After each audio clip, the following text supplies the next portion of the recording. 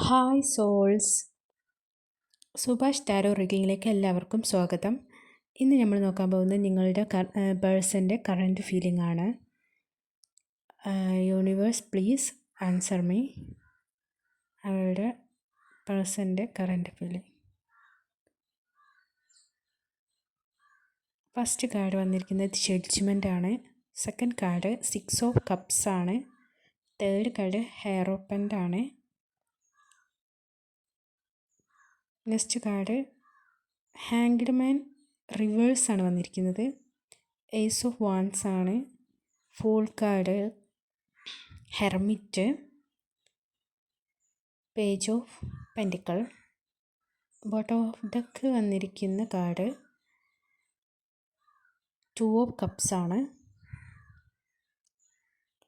Judgement എന്ന് പറഞ്ഞാൽ അവർ നിങ്ങളെപ്പറ്റി judgement ചെയ്തുകൊണ്ടിരിക്കുകയാണ്.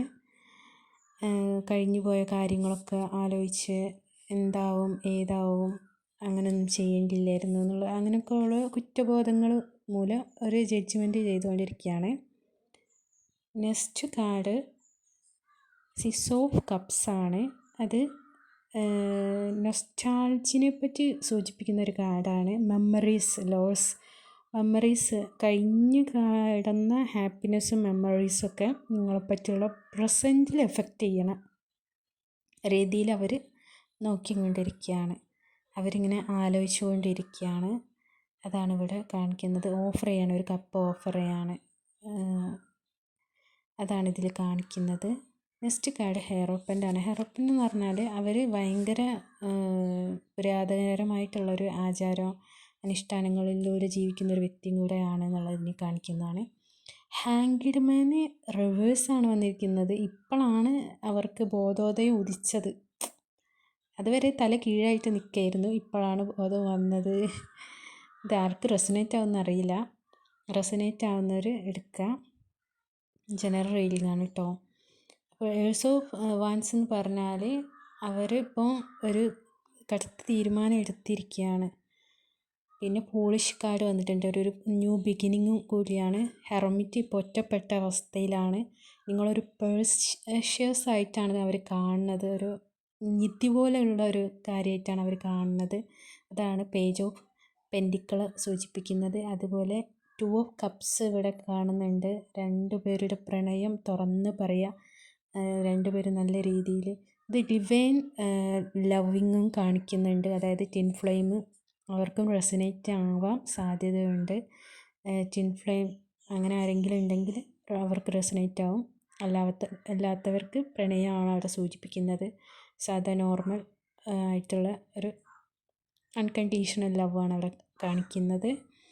പിന്നെ ഏസ് ഓഫ് കപ്സ് ആണ് അതിൻ്റെ അടിയിലുള്ള ബോട്ടം ഓഫ് ഡെക്കിൻ്റെ ഉള്ളിലുണ്ടായിരുന്ന കാർഡും. അത് എന്താ പറയുക, നമ്മളെ സ്നേഹം നിറഞ്ഞൊഴുകുക എന്ന് പറയുക. അതാണ് അവിടെ സൂചിപ്പിക്കുന്നത്. ഇന്നത്തെ കറൻറ്റ് ഫീലിംഗ് ഇങ്ങനെയൊക്കെയാണ്. നിങ്ങളുടെ പേഴ്സണ് ഇപ്പോൾ ചിന്തിച്ചുകൊണ്ടിരിക്കുകയാണ്.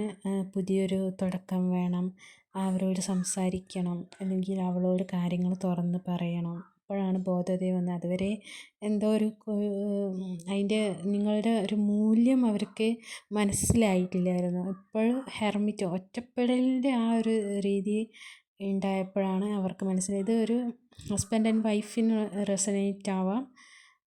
അവരുടെ എനർജി എനിക്ക് കിട്ടുന്നുണ്ട്. അതേപോലെ ലവേഴ്സിൻ്റെതും അതേപോലെ ടിൻ ഫ്ലെയിമിൻ്റെതും കിട്ടുന്നുണ്ട്.